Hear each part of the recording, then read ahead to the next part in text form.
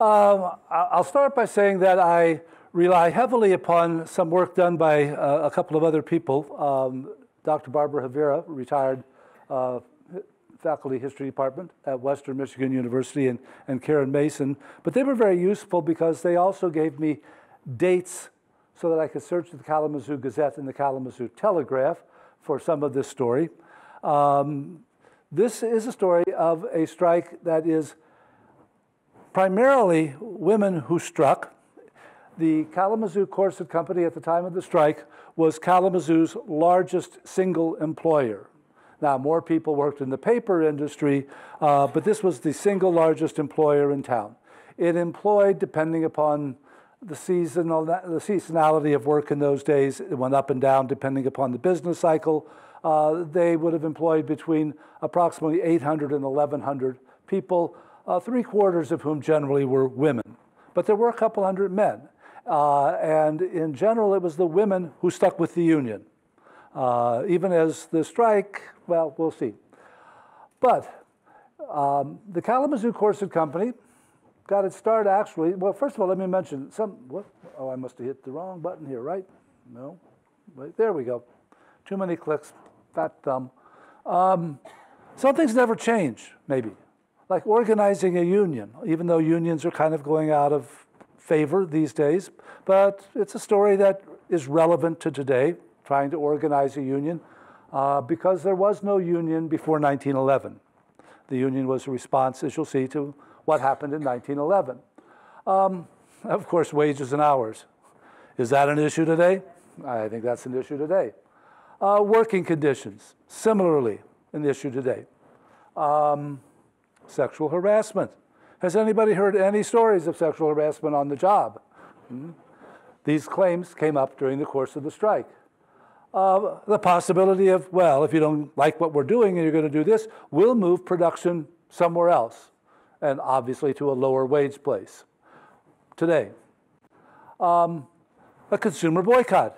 How do you force the manufacturer or to do what you want, the business to do what you want, if your initial, in this case, strike, doesn't really succeed? Maybe you work consumer boycotts. Anybody ever take part in one? Yeah.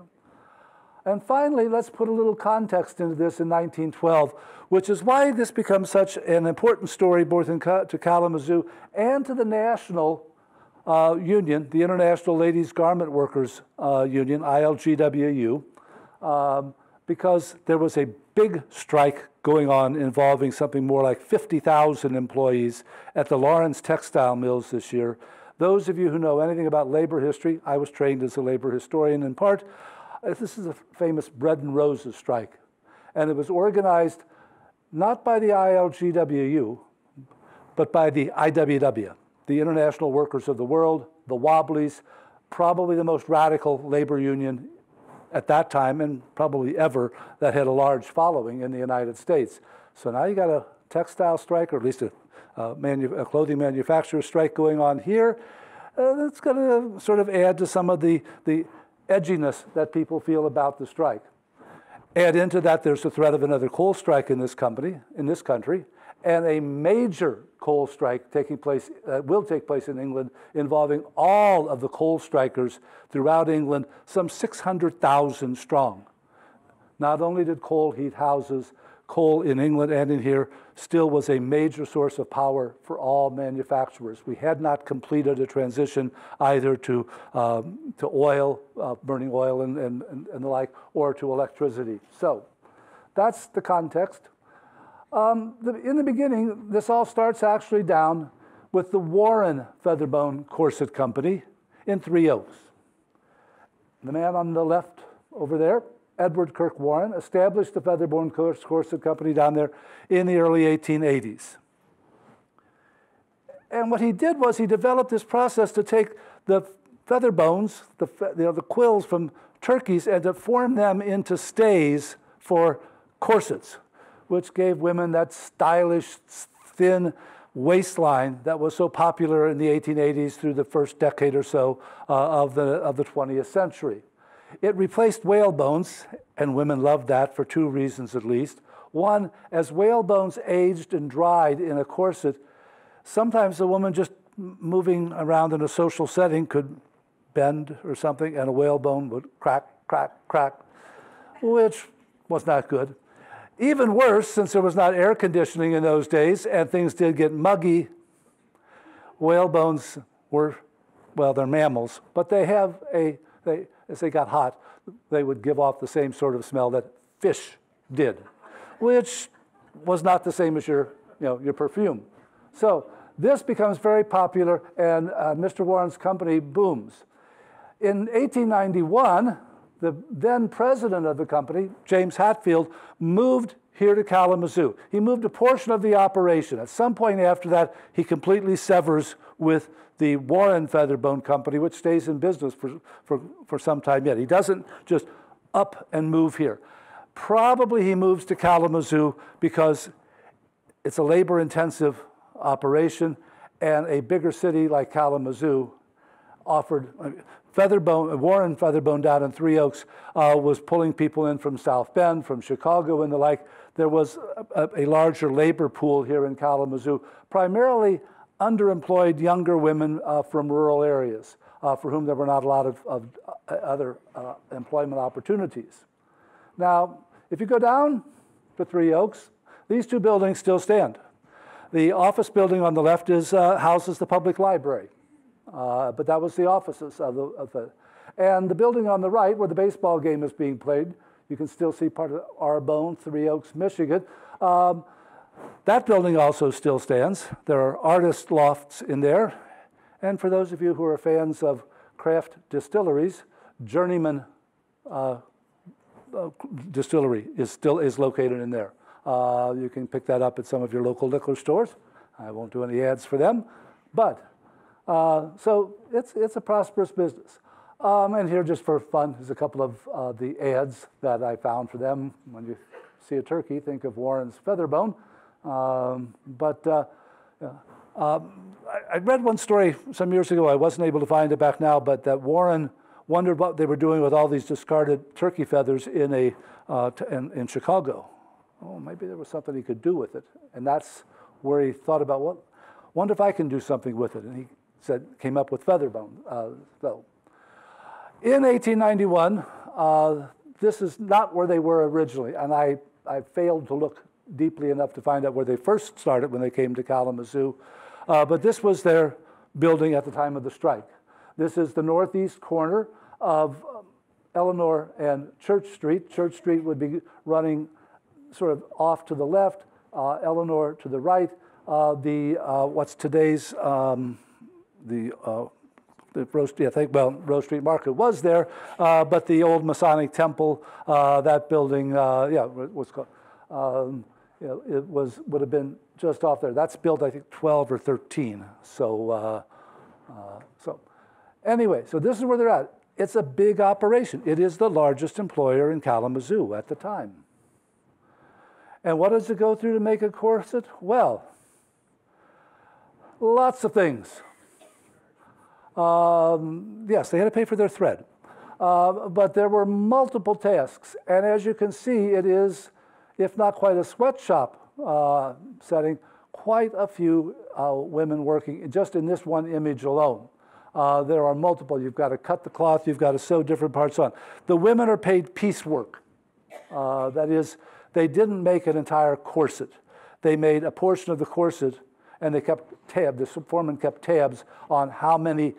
So if all you were making were, side panels, or all you were making with was where the laces went through, they kept tabs on that. And depending upon what they thought was the skill level involved, you got paid a certain amount for each of those pieces. They did have to buy their thread, and the thread is these little bobbins right here. This is the tape or the ribboning that would have been put along there. So they didn't have to pay for that. In some places, they did have to pay for not only that, but they also would have had to pay for their scissors and the like. So after you figure out at the end of the week how many pieces you made and multiplied that by the rate you were being paid per piece, they then deducted the thread that you bought from the company, which the company bought wholesale, but sold to you, and you could not buy it elsewhere and bring it in. They made money on the thread. They made a little bit of money on each spool of thread. So They are working well, I say a 10-hour day, 6 days a week. In 1911, the state law changed, and it was a 6-day week, 54 hours. So they were getting a half day off on Saturday. And that's going to be an issue with the company, because now you're working 54 instead of 60 hours. All right. And Beth told me, oh, look at our website. We've got wonderful pictures that were taken. So let me just give you a brief tour. I'm not going to be able to narrate all of these. In fact, not all of the information about what is going on is there. What I want to do with these is just to show you the scale of the operation, the fact that when the business is up and running in good economic times, it's turning out, it's employing about 800 to 900 women and 200 to 300 men. So if you look through there, just look at all the people, the vast majority of whom seated are women, but the supervisors are going to be walking around. They're going to be, if necessary, bringing parts, that is clothing, pieces of the corsets. They're going to be keeping tabs on what you're doing. You can see a variety of things. Just show a few of these here. Just to give you a sense of what all went into this, and this is in a 4 or 5 story building.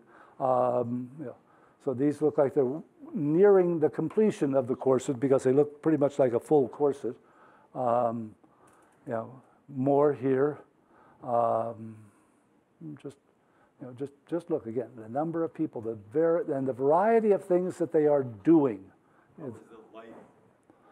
For the most part, they're going to be relying upon natural lighting. They may have had some gas light, but electricity, but you don't see, I don't see, and as I look through these, actually I look for that. I don't see any kind of light fixture hanging from the ceiling. There may have been some, we don't, because they're working 10-hour days, and we're lucky if we get 10 hours of sunlight in the winter alone. Yeah. But you notice all the windows along the walls. Just more pictures, but they're such great pictures. I thought I would show you a few of them. Looking for one in particular, don't know if I'll pick it out. Most of these photographs, when we did an exhibit at the museum, when the new museum, or now the Kalamazoo Public Museum, first opened in 1996, get the wrong century here in my, Paula Metzner and I, Paula was my longtime, she and I worked so closely together for 23 years at the museum. We found one photograph, and on one of the posts, we saw a calendar. And we were, with the aid of a magnifying glass, we were able to determine these were taken in December of 1912. The strike is earlier in the year, in the early part of the year. So we think these were probably photographs taken for PR purposes by the management to show happy, contented workers singing at their desks. And it employed a lot of men. Some of the work was probably considered a little more manual in those days, beyond a woman's strength. So just a couple pictures of the men, a few more here too. Over here, probably even doing some cutting and shaping of the metal for the eyes that would have been in the, and getting ready to send them out to market. And these are probably to ship off to a store, so you could display the various model of corset that you had, and then packing them up. And there. So the finished product. The Madame Grace and the American Beauty were their two best sellers. They even had some sheet music written for that. This just to celebrate. Well, I'm sure they didn't celebrate corsets per se, but it was to be about American Beauty. But it was paid for by the Kalamazoo Corset Company. And I put this picture of a corset up for those of you who may not have seen a real thing, because when we built that new museum in 1996, I'll get the date straight this time, for 2 years. Paula and I searched high and low, trying to get somebody to donate a corset. Well, people don't save their used underwear. And wouldn't you know, a year after we opened, somebody saw the exhibit and said, I think my mother has some Kalamazoo corsets that, well, her mother was deceased, but I've noticed that I never really emptied all of her chest of drawers. Opened up the chest of drawers, had 2 of them, and that's a genuine Kalamazoo Corset. It was still boxed as if it were brand new, which is how it got saved. Anyway, so how do we get to the strike of 1912? In 1911, as you can see there, this is from the Kalamazoo Telegraph, about 900 to 1,000 employees were walked out. Why? Because of that 54-hour week. The company cut wages. It said, well, you're not producing as much product in 54 hours as you did in 60, therefore we're going to reduce your wages. The women were like, well, we still got the same cost of living, and the men. And in this case, most of them, both men and women, walked out on a Monday morning. They formed a union. There was even this story here that one of the factory superintendents, we would call him foreman, or perhaps a little above the foreman, some people who sympathized with them saw him and chased him down the street with a rope, and he ducked into a cigar store, and the cigar store owner let him slip out the back door and safely. No one knows if that was real. And as you see, the president blamed the new state law. I don't look on the present trouble as a strike, just a misunderstanding. And he talks about the female labor is now limited to 9 hours a day.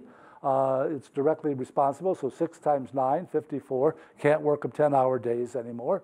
But we're not getting enough out of them. They tried it, but so they cut wages by, depending upon the skill level required in your work, by either 3/4 of a penny, 3/4 of a cent per piece you turned out if you did a very simple job, to 4 cents per dozen pieces if it was a more complicated piece. So the workers all work out. The workers actually blame a new superintendent who's just come in, or a couple new supervisors who've just come from New York, who are trying to, I can whip this company into shape, and here's how I'll do it. I'll cut wages. That's kind of a thing that happens these days too. Hire somebody else who says, I'll make my mark as the rising star of this business by reducing costs. And it's always easier to cut your labor costs than anything else because you control your labor. You can't control your fuel prices, your raw material prices, etc. But you can control what you pay. So if you got to cut costs, workers. In the end, the girls won the strike, as the newspaper headline said on February 28th. And in this case, what they did that worked successfully was that they rallied popular support. They had a big meeting. They talked about, if you cut our wages, I will use the terminology of how can we girls, lead a good, clean, moral life on the wages? This is the stepping stones on the way. And they used the words, the white slave trade. They began to complain even then about the harassment from some of their supervisors. The supervisors kept tabs on how many spools of threads they used a week. And when the supervisor came around to give you a new spool of thread and check it off, it was alleged that they said, if you're free Saturday night, why don't we go get together? And I won't charge you for the thread. Anyway, so it worked. They organized a union. I think, I don't have it up here, but they organized a union. They affiliated with the International Ladies Garment Workers Union, the ILGWU, organized Local 92. One of the organizers for the ILGWU, Miss Josephine Casey, was sent here to help the workers organize. This was a strike that drew the attention of the international organization, not only because of the strike going on in Lawrence, but also because they had lost a strike in Cleveland the year before. And they were fearful of the employers really taking advantage of all this. So even though no union existed at the Kalamazoo Corset Company in February of 1911, ILGWU sent out an organizer, and within a few days she had them organize a union. She will leave when it's organized and come back later, as we'll see, but she was experienced. The other organization that helped women workers at the time was the Women's Trade Union League, which was not an actual union in the sense that the ILGW was a league that worked to promote the interests of women who worked. And it was generally funded by the philanthropy of wealthy women who knew that women were being exploited in their jobs. And both Josephine Casey, Leonora O'Reilly, who will show up in this story near the end, and Pauline Newman are also affiliated with that. So you've got two organizations saying it's a strike involving women workers, another one saying it's a strike involving workers in the needle trades, the textile industry. So it's important enough to draw attention. Casey was stationed in Chicago, as you see. So they organized Local 82. It's a temporary organization, they claim. The management said, okay, we'll back down. Too much public pressure. No, we'll back down. We'll restore the wages as they were before the announced wage cut. They organized the union. The first officers are going to be, well, the first speakers are going to be Miss Casey herself, Edward Ellis, William Hallett, on and on. The only one who is really Homer Waterman, who was the head of the local trades and labor council here in Kalamazoo. And he will factor in throughout the story of the strike. But this is 1911. We have one woman speaking, she's from out of town. Yeah, we'll come back. If I don't mention that near the end, let me remind me. So a year goes by. The agreement, which was not a contract back in 1911, is set to expire after a year. And now this Local 82 of the ILGWU says, well, that's about to expire. We want a new agreement. And we're going to present new demands to the management. And the management, however, says, well, be careful. If you're being told there's going to be a closed shop, that is to say, everybody's going to be required to join the union if you want to keep your job, don't listen to that. We're never going to go to a closed shop. It's always going to be an open shop atmosphere here at the Kalamazoo Corset Company. So he said, don't go joining just because they're telling you that. Yeah. So here's one of those, again, a couple photographs from that set here at the library. I'm pretty sure this is James Hatfield here. He shows up in a number of them. He is, he's got like an executive's desk. He's got a secretary right there next to him. I tried to figure out which of the other men might be his son, who was the general secretary of the company, but I couldn't do that. But this guy, in a number of the pictures, shows up in such a way that I'm reasonably and given his age, he seems to be the most senior person who shows up in all of them, and he never takes his jacket off, as some of the men do, which sometimes is interpreted as status. So what did the union demand?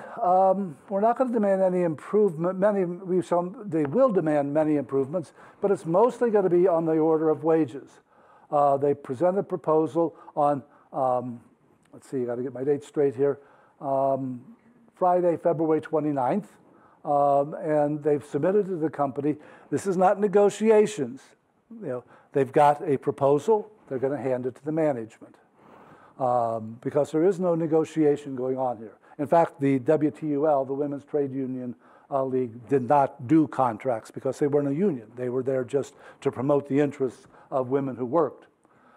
And the next day, the company not only rejected it, but they fired the 11 leading members of the union. And as a result, the workers now decide, okay, are we going to strike or not? The big issue for a strike is dismissing those 11 workers who were leaders in the union. Just so you know, this is what both sides said on March the 1st. This is Friday, March 1st, 29th was Thursday. Friday, the local president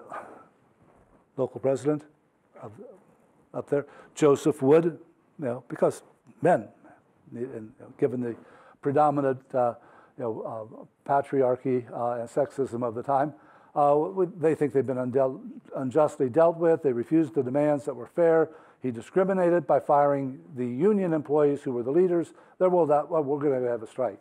The statement, President, he refused to grant the requests by the unionists because I feel their concern, that our concern could not stand them at the time, and I dismissed those 11 workers owing to disloyalty to the company and inefficient. We just realized they were inefficient. They've been working with In the 11. yeah, I think it did. I think in this, 3 men are fired. I think are fired among, and then 8 women, because there are 3 men who are in the leadership. So, well, people in Kalamazoo said, well, wait a minute, we can't have the largest employer going out. So there's some effort among the community leaders to say, let's see if we can talk together, persuade President Hatfield to meet with the workers on Saturday morning. Efforts are going to be made to avert trouble. We don't really want a big strike. Rather than go out angry on March the 1st, let's cool it. Let's let cooler heads prevail for a time.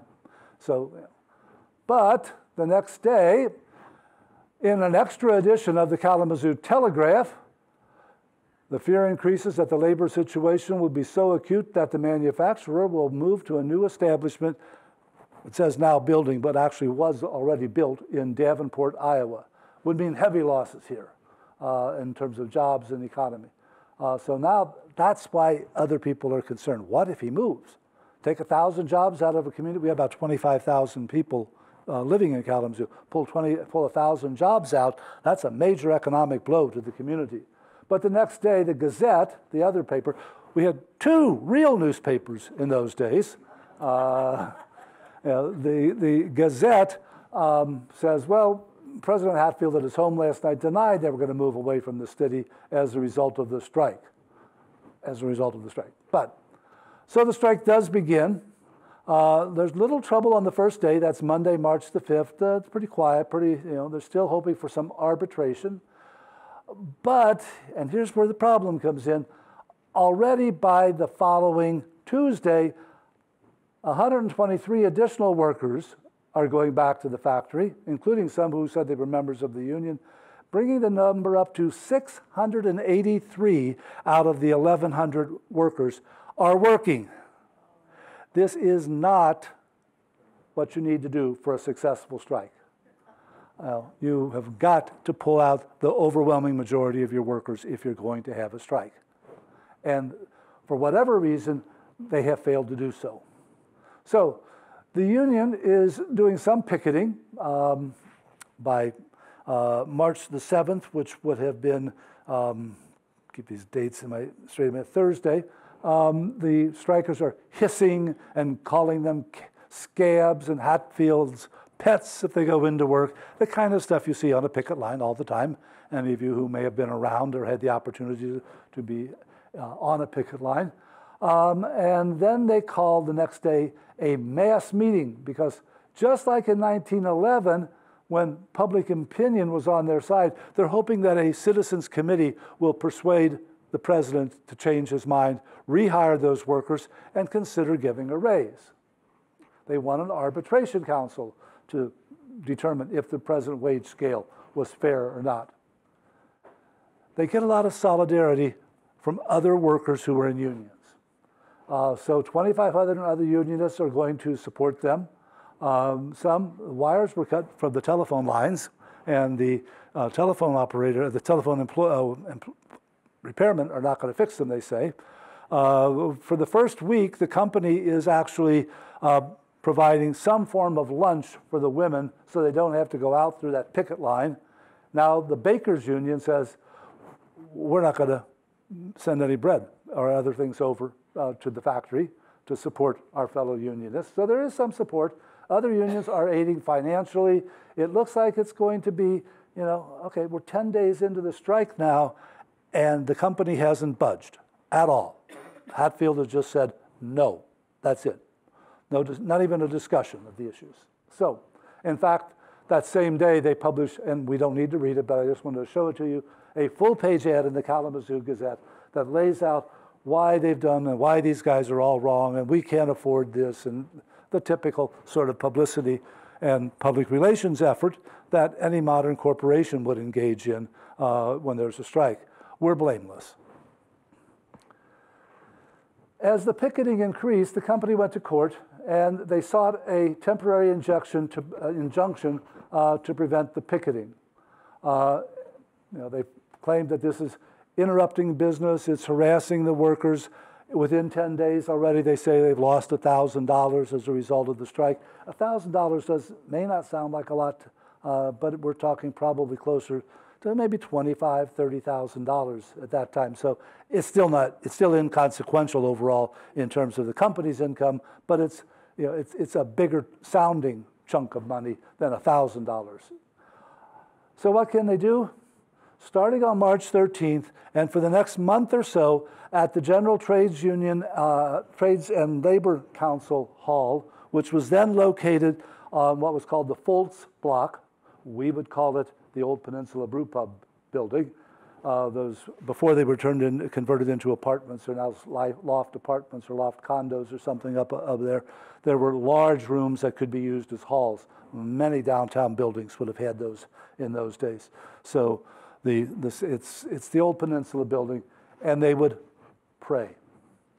They couldn't picket, so they would get together every morning for 30 minutes of prayer, praying that God would open, the hardened mind of President Hatfield and see the righteousness of the women's cause. This is one of the local women who are involved, and really, and by now she's president of the union.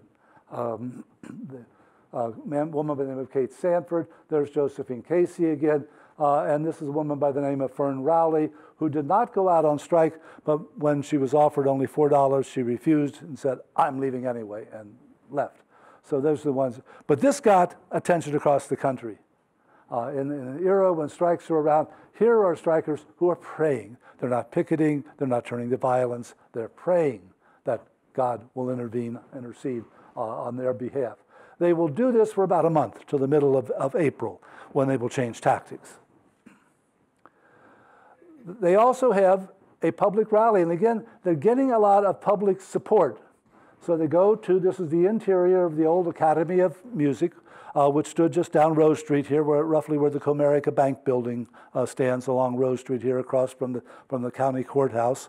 And they get 1,700 people showing up, a lot of support. Miss Casey says, not a union girl will go back into the factory of the Corset Company until conditions are changed. If every striker should desert me in this fight, I will stand alone to the end.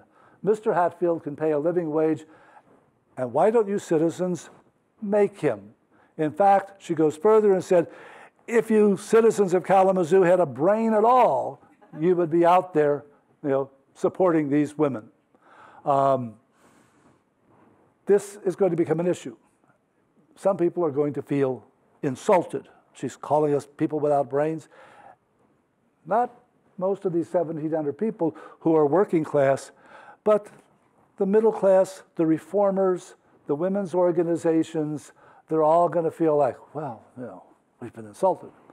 She's not being, she's being too, not being modest. No, that's not the right word either. But so they get an injunction.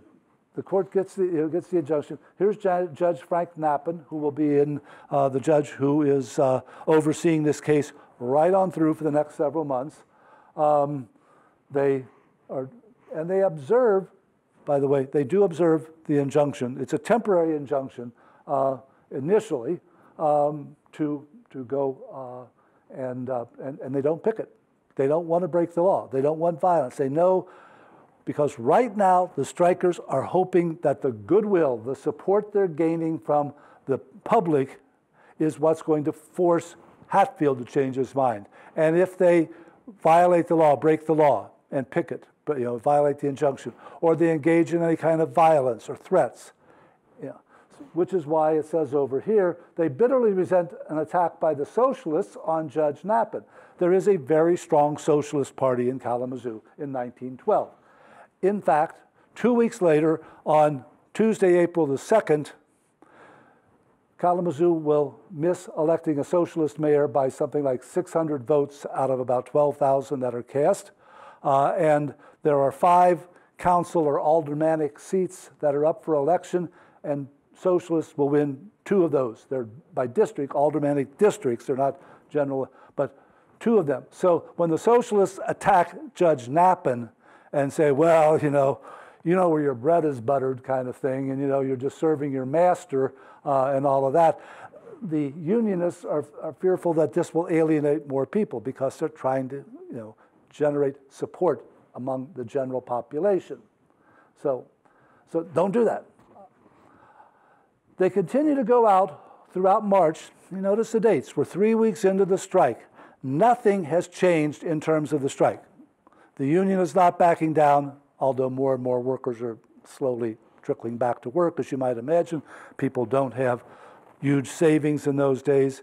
Some of these women, especially if they're widowers or the sole support of their family, can't afford to stay out in the money. They are getting something that we would call strike pay. There is some funds coming in from the ILGWU, other unions, or they themselves go out to merchants, in this case, and get some financial money that they can distribute to help those, especially those who need it to eat or to pay the rent in their rooming house. Finally, 3 weeks in, there's a hearing on the preliminary injunction, and Judge Knappen makes it a permanent injunction. It's no longer, at first, this is just legalese. You go in, you get an injunction, now you're going to have a hearing to determine if that preliminary injunction really ought to be made permanent. And Judge Knappen says, yeah, it's true. So the strikers are now up in arms, but not only them, all the unions are saying, well, you're taking away the ability of unions to speak freely in the event of a labor dispute. So, maybe we'll all go out on strike. Maybe there'll be a general strike. In the context of the Lawrence strike, where not only the Lawrence textile workers, but also many other workers out there were very sympathetic, if not the threat of a general strike was very real. So we don't want that. We don't need that here. So they resented the court's injunction. They're going to now appeal to the next level of courts. Well, if you're having trouble building that public support, and by now it's become clear, there's no, as happens in some strikes and other disputes, sort of a council that's pulled together under the leadership of some of the local churchmen, under the leadership of people like social reformers like Crane, Carolyn Bartlett Crane, and others. None of that's not materializing. There's no support from women's organizations to speak of publicly, maybe private, but there's no support from some of the reform organizations in town. So they decide, well, what we got to do are two things. One, we're going to send strikers out to everybody's home with the affidavits and tell them, look what's happening. We got to get this story to you. And they claim that they do visit every home. But they also say a way to build that public support is to have a big parade. And so on March 30th, they get together, they get to other unions in town, and they're going to have thousands will march in the labor parade. The crowd was so thick, it pushed out into the center of the streets, leaving very little room for the marchers to go by. Basically, they marched from the area where the Food Dance Cafe is today, up to Rose Street, up Rose Street to Kalamazoo, came back Kalamazoo to Burdick Street, came back Burdick. It wasn't huge, but they had bands playing. The Musicians Union led the band. Other unions were in the parade. 500 women, at least they claimed 500 women who worked at the company, were involved in the parade. Something like 1,500 to 2,000 people marched in the parade, and thousands more were there. Fireworks also helped draw a crowd, as the Growlers and other teams would know. But one of the things that starts to change at this point, and this may or may not have, well, it's generally thought that this hurt the workers. Then they start to talk about, laborers want a clean factory to work in. They want separate washrooms for women. They want more than 2 towels for each of 300 people. They're recruiting stations for the white slave trade. They're starting to look at social and moral conditions. They've moved beyond the economic conditions that led to the strike, and now they're saying, well, things are dirty, unsafe. They even had, it's discredited according to the stuff that I read, the reports, the papers that I read on this, that people were getting gonorrhea from using those towels. other diseases. And they did find a local physician, Dr. Blanche Epler, who said she knew of any number of cases where women had started at the Corset Company and slid into those other kinds of occupations that women would take. So, but this is interesting because they're moving away from the economic, they're looking at this, trying now to get public support for this. But, as we'll see, some people thought this was opportunistic. If things were so bad with sexual harassment, with working conditions, with unhealthy conditions, why didn't you say so a month ago? You know, you couldn't win the argument, so now you're coming up with this issue, thinking maybe this will help build public support.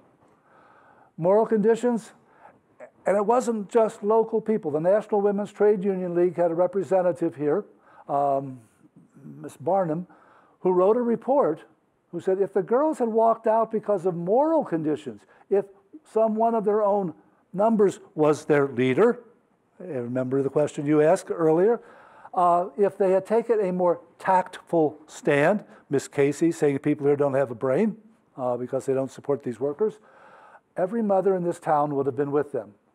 Miss Casey has made many enemies by her hysterical and exaggerated manner of talking. She knows how to hold the girls. She's a wonderful leader in that respect, but her lack of tact and refinement hurt the cause with the public. And this is a report that went back to the national headquarters in either New York or Chicago. They had branches. They were national. Well, so, okay. Two, I didn't mention because she doesn't play a large role until late in this issue. The ILGWU had sent also a second person to work with the strikers, Pauline Newman. Here she is. And she would eventually take over when Casey left Kalamazoo in June, partly, I think, for a bit of a break, and partly because maybe the ILGWU recognized that she was not being effective as a leader. Casey had stressed economic issues, and I just said this, but increasingly emphasizes those sanitary, those moral conditions, which to many of the people she's trying to win to the cause, oh yeah, now you're talking about this. Well, if it was so bad for the women, why didn't you talk about it before now? Newman, however, is also going to be very much of a militant, but her notion is to focus on the economic issues, including, as she had done in a couple other cases across the country, to organize a boycott of the company's products. Here, the case was to boycott the Corset Company's products. But both did see this as, you know, the only way we're going to win, given that 75% of the workforce is back in the factory, and only about 300 women, almost exclusively women at this point. Most of the men have gone back. We've got to win in public opinion because we're not, the workers aren't staying out with us. We're not winning the strike. We have to do it by persuading the public to put public pressure on Hatfield.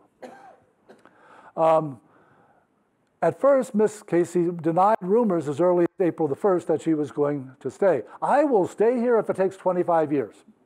From now on, we're going to make the struggle more vigorous.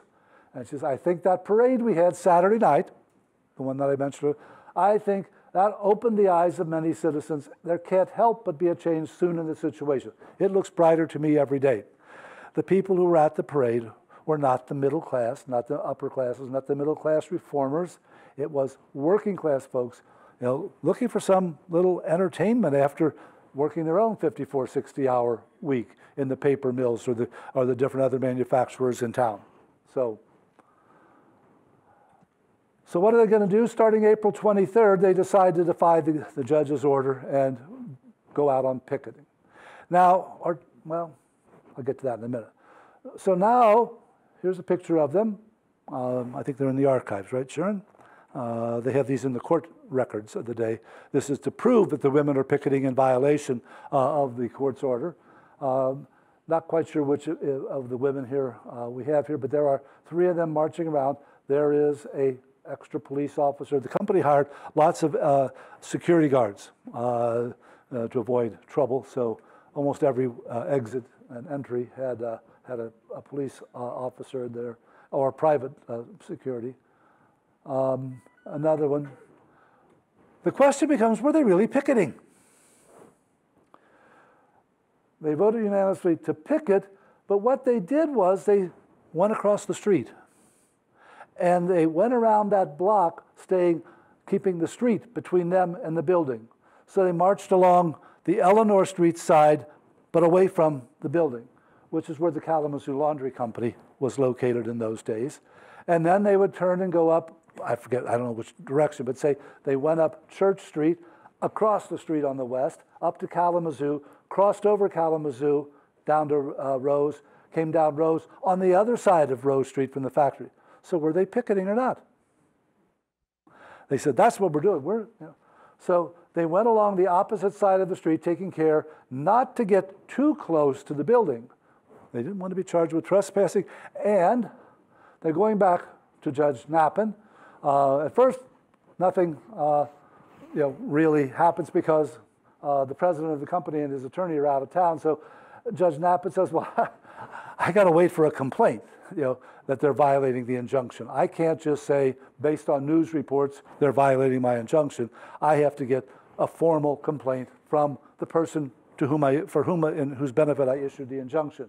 So at first, nothing happens, and they go there, and 6 women end up in jail. Ms. Casey denied that the strikers picketed the factory. We walked around the building on the opposite side of the street, just the same as any free American. Oh, some of the girls have termed this picketing. It's not. If we made any remarks, it was only to ourselves. We weren't calling them people names or scabs or Hatfield's pets or anything like that. We're just talking among ourselves as we walk around the building downtown. We're not picketing. But the judge disagreed. Why did you violate the injunction? We didn't. At least I didn't call it picketing. So, what about the socialists? You would think the socialists would be out supporting this. Guy Lockwood, who was now a city council alderman, we didn't have our current commission form of government. That was about 7 or 8 years in the future at this time. So we still had an aldermanic council made up of 5. We had 5 districts, 2 aldermen from each district. Lockwood went to many of the meetings and rallies. Mrs. Lockwood had a car that she drove around that block, beeping the horn and cheering the strikers on. And where did she get the car, by the way? It's a little interesting side story. The most popular socialist magazine in its day, not newspaper, not the Appeal to Reason, for those of you from Kansas, but the socialist, the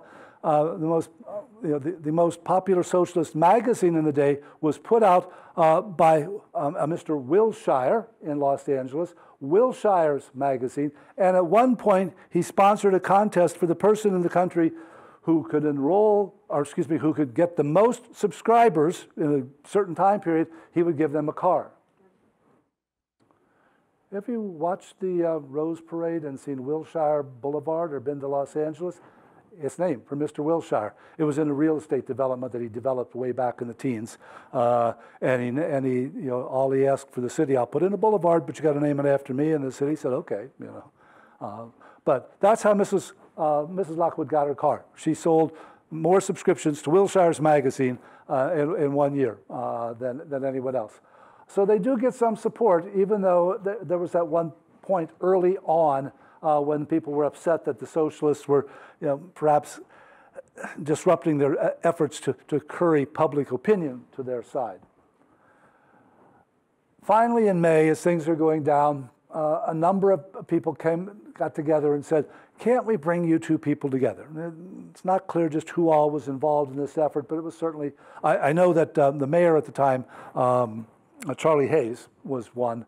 There was this, because as the pickets grew and supporters came around, at times there could be several hundred people walking around the building on the opposite side of the street, and there was an increasing fear of violence. So a number of community leaders, civic leaders, Mayor Hayes, Charlie Hayes, said, let's see if we can figure something out. And they came up with an agreement, and it was now going to depend upon the workers if they were going to accept the agreement. And that agreement, basically, which the union did reject, said that the company promised to rehire the strikers. And that was it. They would now sell the thread at the wholesale price to the workers. Another concession. Union recognition, wages, no. But at the very same time, Casey and 9 other members of the union were sent to jail for that non-picketing, marching around there. 7 women, 3 men. The men paid their bail and got out. The women served their additional 20-day imprisonment because they were committed to doing the strike. When Mrs. Casey is released and those other women are released in 20 days, the women finally decide, okay, we'll accept that basically. But by this time, we're talking out of that original 900 or 1,000 employees in February of 1912, who at most 500 went out on strike in the very earliest days, now dwindling down to probably less than 300 who were still fighting the good fight. And eventually, even though there was a timetable set up for rehiring the strikers, the few that got hired almost immediately got fired. So it really was not much of a settlement at all. Let me have a little sip of water here.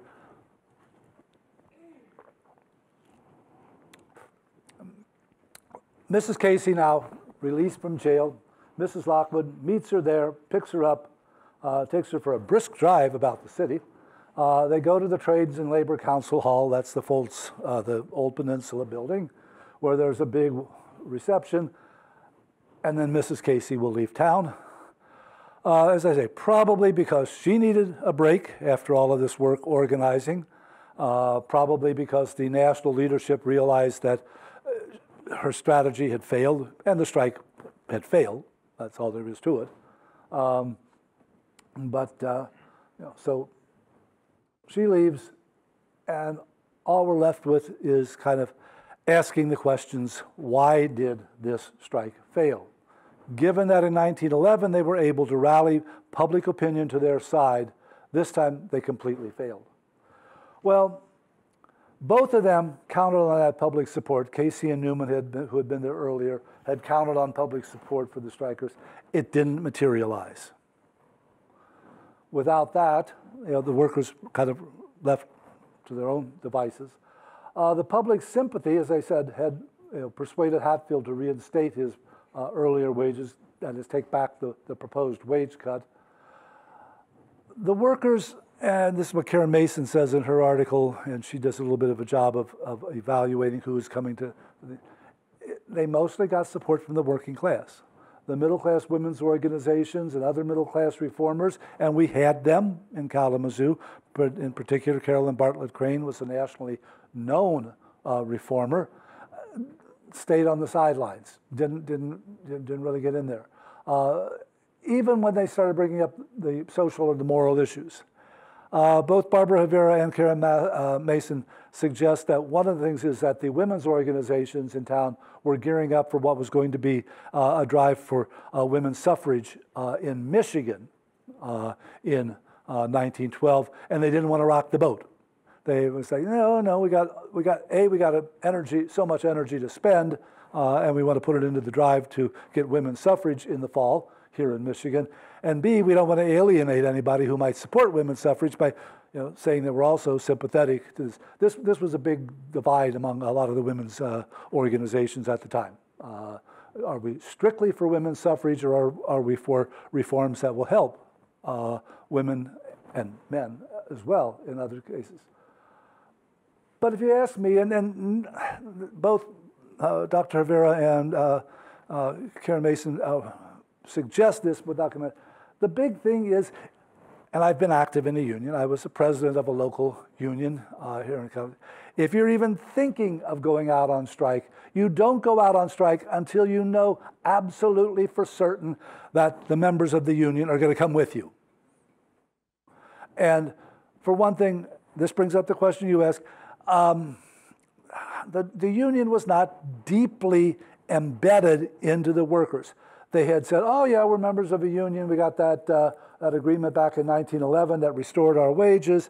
But it wasn't like there, from what I can tell, it wasn't like there was this active union organization and the employees of the factory felt like this is our union. They do good things for us. We're going to support the union. It was kind of like, I mean, there was no planning on the strike. They really thought by taking that demand in to Hatfield on February 29th that he would say, yes, this is very reasonable. They didn't engage in any real negotiations. Most of the workers hadn't given any thought to a strike. The only thing that made them strike on March the 1st was not rejecting the wages or saying, well, we got to, let's see if we can come to a common agreement. But he fired 11 union workers. And so it was kind of a spur of the, well, you're going to fire some of our members, we're going out on strike. And as I say, I understand, but I think that is probably the primary reason why this strike failed is they simply did not succeed. Now, I wanted to see if I'd add anything down here. So no real preparation, no real assurance that everything. That's like saying, yep, we're going to go fight this battle here, and you haven't checked to make sure you got the soldiers on your side or your whatever. So they're going off to fight without, and they don't have it. So what does happen, possibly because of what Pauline Newman advocated, the boycott of the corsets, is that by the end of 1913, the Corset Company is in receivership. It will be reduced in size. It will reorganize itself as the Grace Corset Company.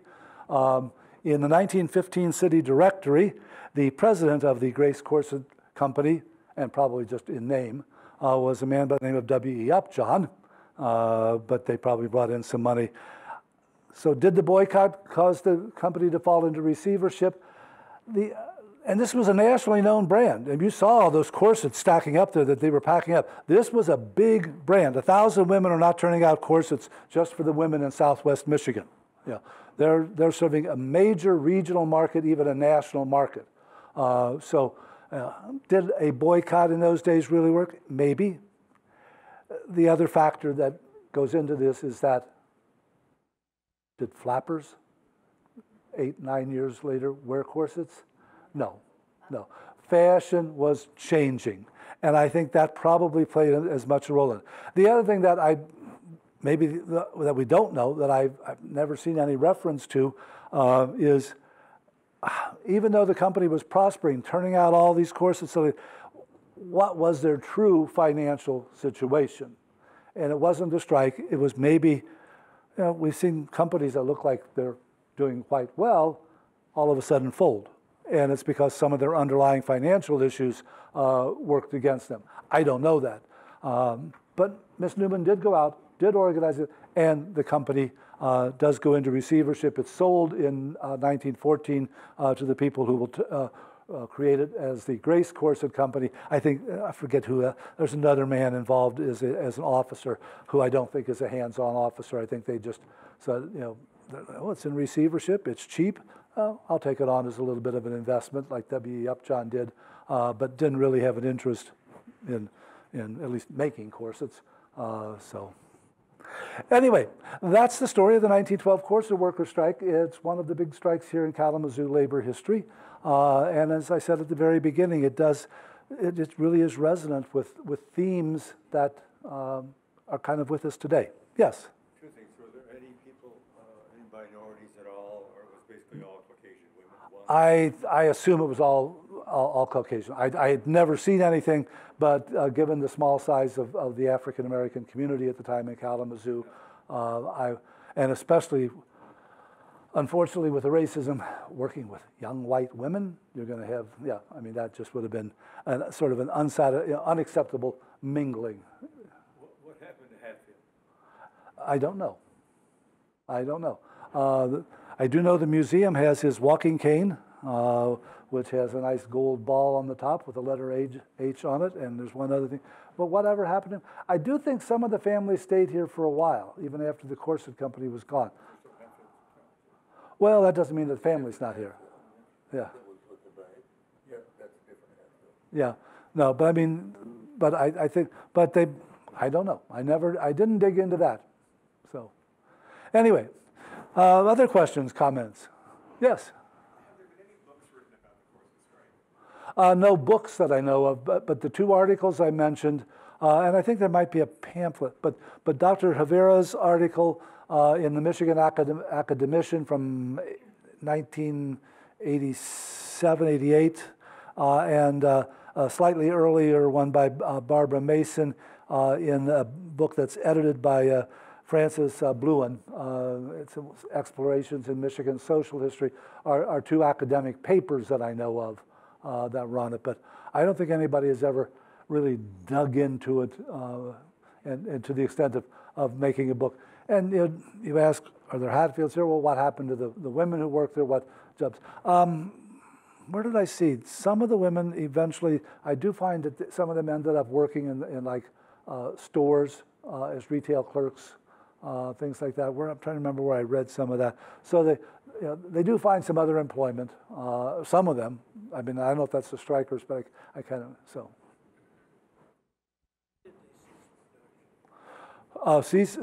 Grace, I think, goes through till about the early 1920s with kind of dwindling numbers, because as I say, women's fashions changed. The Gibson girl, 14-inch waist, goes out, and so, yeah. Yeah, well, thank you for giving this presentation, first of all. I thought it was really informative. I was hoping you could talk a little bit more about the political issues bound up with the court injunction, because it seemed like the leadership of the union was set to go along with the court injunction, but there was large support from other workers' organizations in fighting the court injunction. Well, no. I guess I would say two things. The women have adopted a strategy which says we're going to obey the court injunction. We want to be seen as law-abiding. If we're going to win public support, we can't go out there violating a court injunction or the law. Other unions got angry and threatened the strike. It doesn't amount to much more, I think, than because they feared that the courts all unions in those days knew that the courts used injunctions as a way of putting a limit on picketing, and picketing in many cases, when in those early days of the unions back then, was your best opportunity to persuade, one way or another, workers from crossing the picket, from going to work, from scabbing. You don't think that there were people involved in the strike who wanted to see the strike spread to other? Oh, I suspect so. Yeah, I mean, Guy Lockwood is a socialist, and he puts out a little publication. I forgot the exact name, but he puts it out regularly. And on the back, he has, his little motto is, "Workers of the world, unite. You have nothing to lose but your chains." What's that? The Prophet and the Ass is the name of the little book that he publishes. And for those of you who don't recognize that quote, that's the final lines of the Communist Manifesto of 1848. So Lockwood would probably have been willing to fight. He pursues a number of free speech fights in his day, but he's not a unionist. He is a political leader. And he's self-employed. Well, for a time he's got a job, but for the most part he's self-employed. He runs his own art studio, teaching people graphic arts. So he's not in a union, and most of the other unions in town are male. So the unions that are dominated by men. So it's easy to say in that heat of the moment after a court ruling goes against you, up against the wall, MF, cooler heads prevail and say, well, cooler in that sense. So I hope that, yes. Yeah, I was wondering, what support, you said that the women got support, because considering these were single, maybe rural people who had no bank accounts, you can see them wanting to go back because they had no money. Who supported them? Do you mean while they were on strike? Right. Those who stayed out, they did get, their money came from the national headquarters of the ILGWU. They sent some money to fund we would call it what a union today would call a strike fund. If you follow labor news, the UAW just announced that with negotiations coming up this September, they have increased withholding from UAW workers' checks to build up the strike fund in case they have to go out on strike. So they got money that way. They did get money from other unions. There were some people who would have generously given money. There was one story in the paper of somebody in Orlando, Florida, who sends them $10 for the strike fund. And then we had I had up here on the screen. They went out to the merchants. They went out door to door. So they are in a sense kind of begging for money. Probably not. Probably not. Yeah, but that's probably part of the pressure to go. And that's the way it was in unions in those days.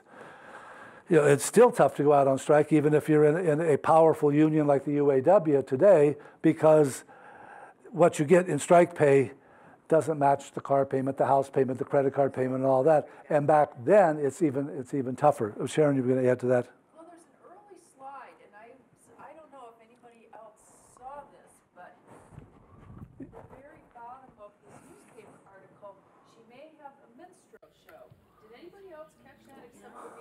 I did not catch that, even myself. You know. I saw that and I thought, I wonder if this is a way that they're thinking they're going to put on some entertainment show to raise some funds, and it also gets at that, that race issue as well. Yeah. But yeah, it was one of the early. Oh, I'm going to look for that because I missed that. The other thing that raises, though, and there were a couple. The musicians have a concert for them at one time when they have the musicians union, has a concert and charges admission. When they have those big rallies, like 1,700 people gathering in the Academy of Music building, you can bet that there were people passing the hat at any rally and they were routinely having rallies and speeches. Somebody's walking through collecting money, but they did not come close to matching even. And I didn't actually mention. I should have. What were they getting paid? The average wage for the women was about $5 to $9 a week, depending upon their skill level, which again is very low wage, even back then. But they were women. The men made a little bit more, and what they're asking for generally are like raises of 50 cents to $1 on the week. That's not when I said that's their weekly take-home pay, $5 to $9 a week. When we did the exhibit on the corset workers back in the original history gallery at the museum, we tried to emphasize that by showing what we could find of because many of the single women would have been living in boarding houses or in small one-room apartments that were also above many of the commercial buildings downtown. And we were saying, and we had people it was kind of fictionalized, but we based it as much as we could on here's your $1, and now you've got each week to spend 20 cents on rent and 5 cents on this, and you want to go here, and how do you get those all to fit in there? And you couldn't, which is why their initial appeals that said, we're getting paid so little, we got no choice about how to make a little more money, which is to say prostitution, yeah.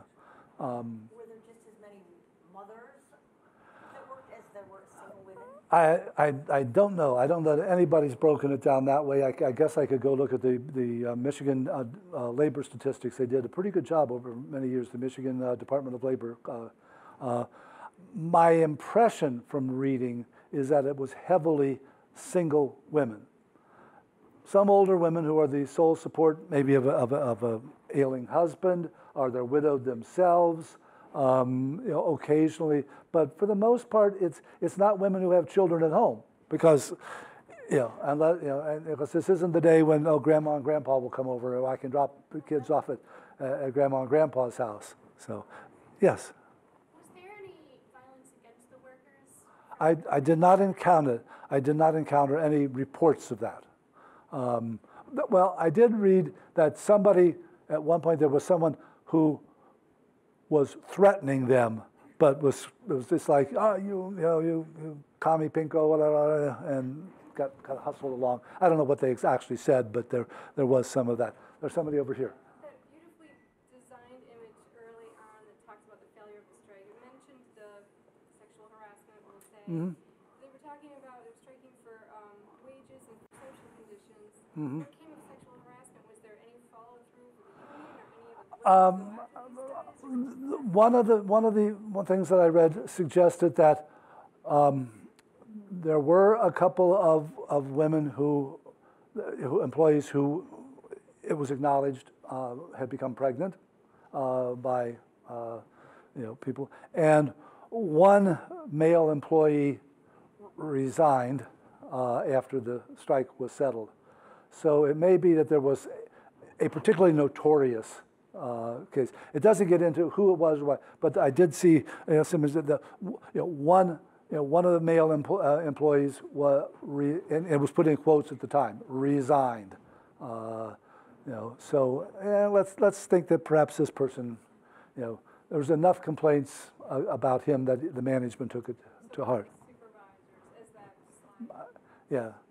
Well, it was primarily the supervisors, but also you got those 300 other men there who are, seeing 900 primarily young women who are saying, how men can be, saying, oh, let me see, maybe I can find somebody who's free this Saturday. But the supervisors were the allegation against them was that they actually suggested that I will not charge you for your thread this week, or I will reduce the amount you owe the company for thread. Should you agree, to let's go out and have a drink. We didn't have prohibition in the county at that point yet. It was coming in 15. Yes. So how long did the strike last? Well, I mean, that's officially, formally, we could say it ends in July when the workers finally agree to that agreement that's a non-agreement, that it's not enforced and all. But in practical terms, I would argue it was pretty much over in the first week. When you've got 700 employees, 700 of your workers going back into the plant within the first week out of 900 to 1,000, you might as well start looking for an exit strategy. And I think most labor unions today would suggest that to their to their locals. Look for an exit strategy. This didn't work. Cut your losses. And so in the practical terms, I would say it lasted probably a week. Kind of technically, till an agreement was signed, 3 months, 4 months. Yeah. Any idea how many people worked in Three Oaks for the company before? No, I didn't really dig that much into it. I said, I'll show you where it started, and I found some cool photos. I think I'll put them up there, but no. What happened is that Hatfield initially moved some of the operations of Warren Featherbone up here, but then they split, and Warren Featherbone was a separate company down in Three Oaks for several more decades after that, and they were not involved in the strike at all, this issue. Somebody over here. Wasn't Kalamazoo the site or the venue for another women's union case about 20 years later at Robin Holly's restaurant downtown where largely women sit down and they were recognized as a union? Wasn't that kind of are you aware of that? I'm not aware of that. Any local Kalamazoo people, I didn't even know that Holly was around in the 30s already, but I know they were kind of going out of business when I got here around 90.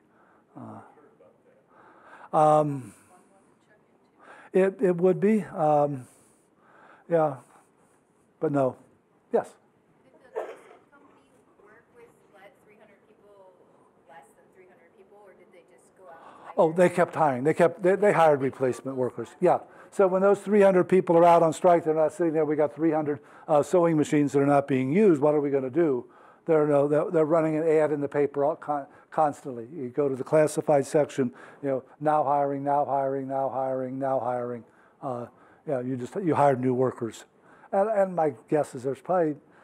I didn't discover it, but right off the top of my head right now, I wouldn't be surprised that there's even a fair amount of routine turnover, because 9 hours each day sitting in that one place, you're not allowed to go to the break room. You've got a lunch break, but you're sitting there, or you're standing there like some of those women were, and you're standing there for 9 hours. That industrial pace, that a lot of workers had a tough time adjusting to. In fact, there was an auto manufacturer who said, boy, I'm having so much turnover, I ought to give people $5 a day.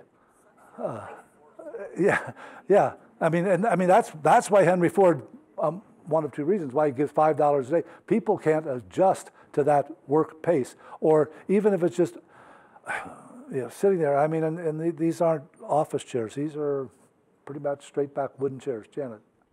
That wage disparity is another one that resonates today. Monday is equal pay day. So.